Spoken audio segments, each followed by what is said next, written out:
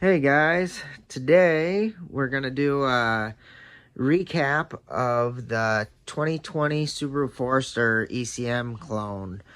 I deleted the video before I posted it to YouTube.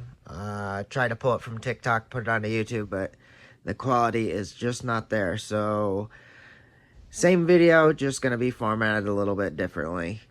We got the ECM 12 volt power supply, the Tactrix box, we got the pinout, and then we're going to use this laptop to run PCMflash. So, to recap, 2020 Subaru Forester 2.5 liter. This is a chip, 1N83M. This is out of another ECM. I just pulled it out just for reference so you can see kind of what it looks like. It has 1N83M stamped on it. The ECM is a Denso 22765AN461. We're going to be using PCMflash for the software, module 23 and module 80 on that software. And we're using the Tactrix OpenPort 2.0. Here's our pinout for that. Fairly simple, 3 powers, a ground, and can low and can high. So, let's get into it. We're going to open up PCMflash.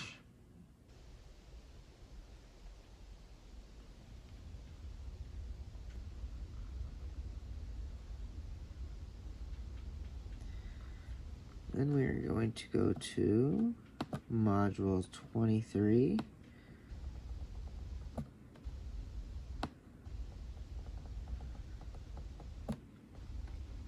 Go to the Forester. The first thing we're going to do is identification. Our 12 volt power supply is already on.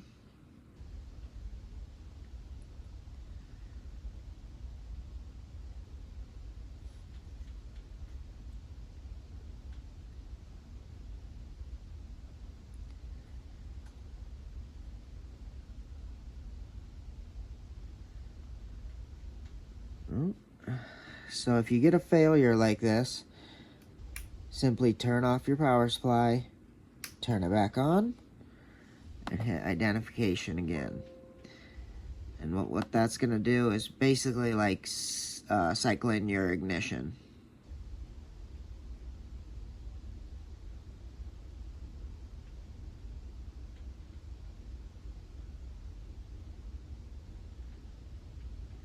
There we go.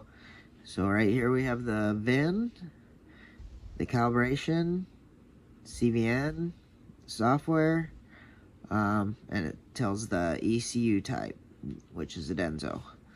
So,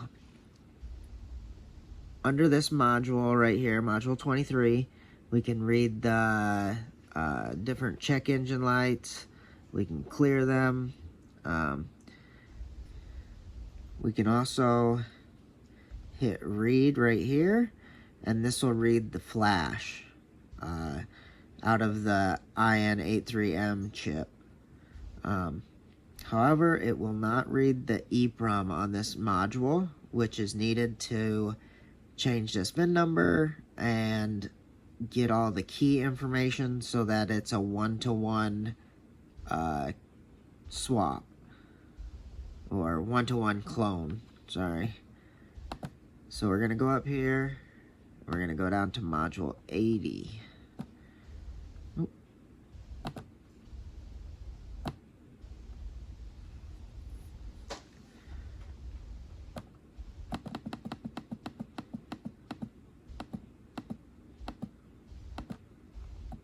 Gosh darn it.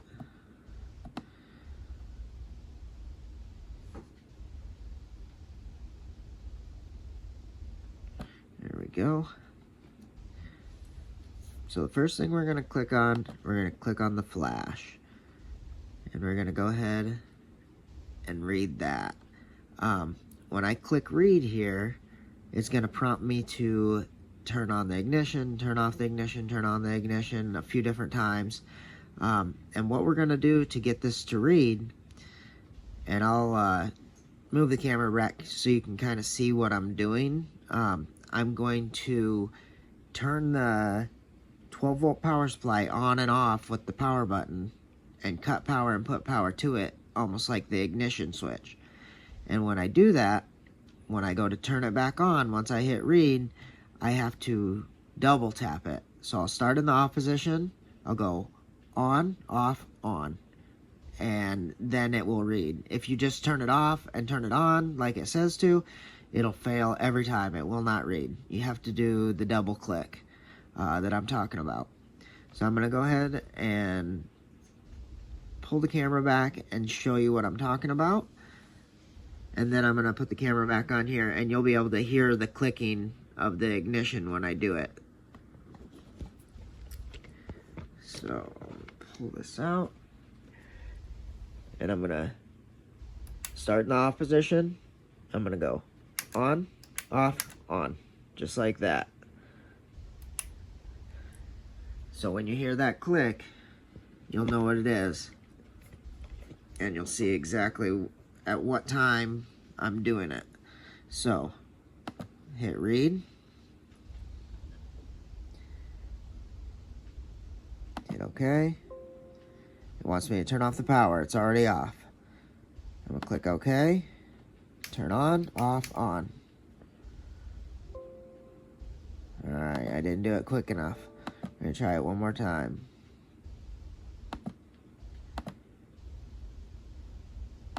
Okay. Start in the off position. On, off, on. There it goes. See how I had to do that at just the right time to get it to read.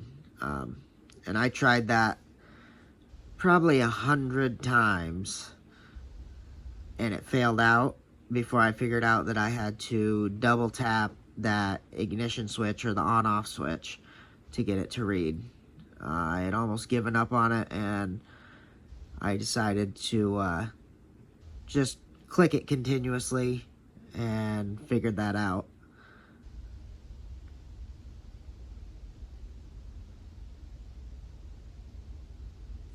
So right now we're reading the flash, and that takes a little bit of time. When we get to the EEPROM, which is next, that will go really fast. I'm going to go ahead and shut the camera off for a second, and we'll come back once we get almost done. Okay, we're back. It is asking us to turn off the power, so we're going to go ahead and click that off, hit OK. And it's going to ask us to save this file.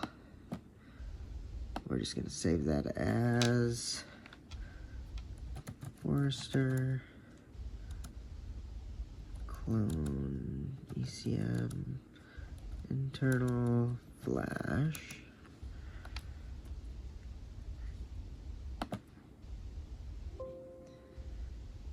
Okay, now we have that saved. Click OK. We'll go up here and we'll click the EEPROM. And we're going to do the same thing to get it to read as we just did with the double tap. So we're going to go ahead. It's off at the moment. We're going to hit read. Hit OK. On, off. There we go.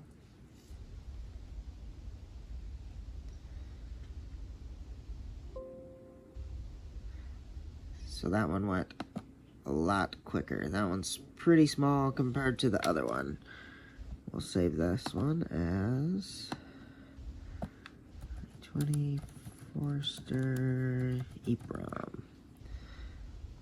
Save. Hit OK. OK. Now if you remember back to module 23 where we had the VIN number, we're gonna write this with a different flash and a different EEPROM, and then we're gonna go back to that, and you can see that the VIN has changed. So first we're gonna do the EEPROM on it, and this one's the one that contains the the VIN. Okay, so we're going to click here, and I have already hooked up our other ECM and read out the flash and the EEPROM file from that. So we're going to go and find the EEPROM file, open that. We're going to make sure that we have this selected correctly, EEPROM. We're going to go to write, and same thing as before, we're going to do the start with it off, on, to get it to read. So it's off, on. Oh, too slow. Try it one more time.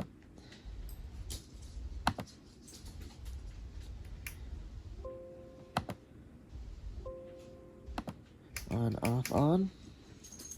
There we go.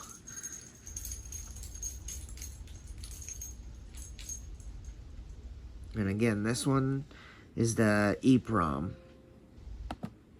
Hit OK. And then let's go back to module 23, and we'll read the identification and see if it changed the VIN number for us. There we are. Identification. Okay.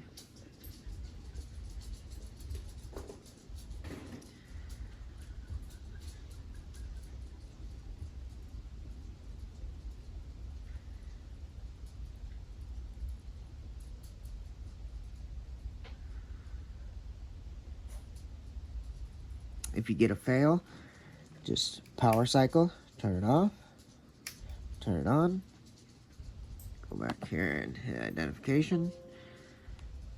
Okay.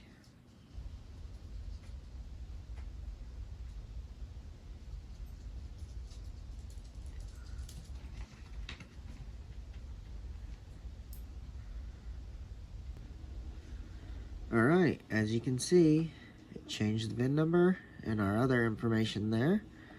So now, we're going to use module 23 to write the flash. So we're going to go in here, select the flash, open, we're going to write.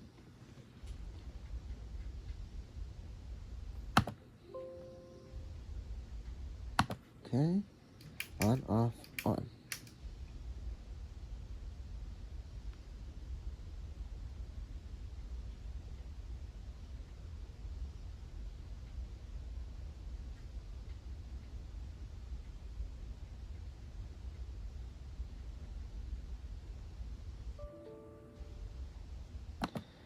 If you get an error, close out of that, back to write,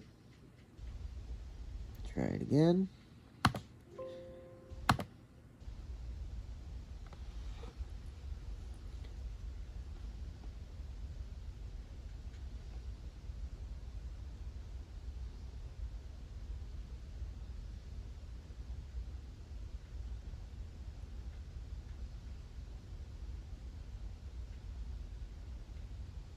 And this does take a little bit. It takes about as long as it took to read it. Once this is done, that's the end of it. We've done everything that we need to do to make it a one-to-one clone.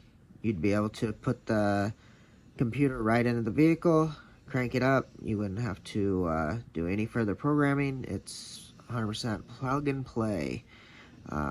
If anyone has any questions about anything, feel free to drop it in the comment section, and I'll answer any questions that you have. There we have it. It's complete, guys. Go ahead and cycle your ignition to the off position. Hit OK, and we're done. That is a one-to-one clone.